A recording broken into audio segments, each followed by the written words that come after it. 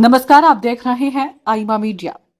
प्रधानमंत्री नरेंद्र मोदी की 15-16 जून की साइप्रस यात्रा का सापेक्ष संबंध तुर्की से तो है ही, साथ ही भारत साइप्रस के साथ अच्छे संबंधों को IMEC यानी भारत मध्य पूर्व इकोनॉमिक कॉरिडोर समर्थन के लिए भी है।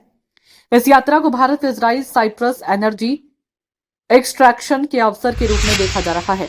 ये सच है कि तुर्की ने जिस तरह कश्मीर मुद्दे और ऑपरेशन सिंदूर के वक्त खुलकर पाकिस्तान का समर्थन किया है, उससे भारत में तुर्की के प्रति जबरदस्त आक्रोश व्याप्त है। यही नहीं, ऑपरेशन सिंदूर के वक्त भले ही ड्रोन और मिसाइलों को मार गिराने में हमारा S-400 सफल रहा, किंतु तुर्की द्वारा उपलब्ध कराए ड्रोन से ही पाकिस्तान ने भारतीय क्षेत्र में हमला किया था। विदेश नीति में राष्ट्रीय परिस्थितियों के मुताबिक बदलाव आना स्वाभाविक है। इसलिए दुश्मन का दोस्त दुश्मन और दुश्मन का दुश्मन दोस्त बनाया जाता है या खुद ही बन जाते हैं। तुर्की का साइप्रस एक भूमध्य सागरीय द्वीप है जो तुर्की के दक्षिण, सीरिया के पश्चिम और इजराइल के उत्तर पश्चिम में स्थित है। यहाँ तुर्की और ग्रीक समुदाय के लोग रहते हैं जिनके बीच लंबे समय से नस्लीय विवाद जारी है। इन्हीं विवादों के तहत 1974 में ग्रीक विद्रोहियों ने साइप्रस में तख्ता पलट कर दिया।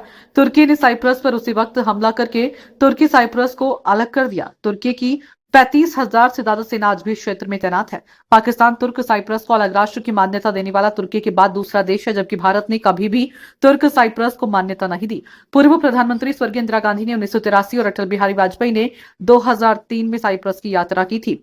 तब भी उन्होंने साइप्रस में दो नस्ल दो राष्ट्र के सिद्धांत को अव्यवहारिक माना और आज भी भारत की मोदी सरकार अपने पूर्ववर्ती प्रधानमंत्रियों की नीति के मुताबिक नस्ल के आधार पर साइप्रस के बंटवारे को गलत मानती है। तुर्की के राष्ट्रपति तैयब एर्दोगन ने कुछ दिन पहले अपनी संसद को संबोधित करते हुए कहा था कि यदि साइप्रस में दो राष्ट्रवाद के सिद्धांत को मान लिया जाए तो सारी समस्या का समाधान हो जाएगा, किंतु वास्तविकता यह है कि यदि तुर्की की सेना तुर्की साइप्रस वाले हिस्से से हट जाए तो समस्या का समाधान निकल सकता है। असल में जब नस्ल के आधार पर राष्ट्रों की पहचान होने लगती है तो विभाजन की रूपरेखा स्वयं तैयार हो जाती है। तुर्की समुदाय और ग्रीक समुदाय के बीच विभाजन की रेखा खींचकर जो राजनीति तुर्की ने किया वह स्पष्ट रूप से साइप्रस को कमजोर करने के लिए की गई थी। संयुक्त राष्ट्र के प्रस्तावों को भी एर्दोगन का तुर्की मानने को उसी तरह तैयार नहीं है जिस प्रकार पाकिस्तान गुलाम कश्मीर के बारे में संयुक्त राष्ट्र प्रस्ताव को ठेंगा दिखाता है।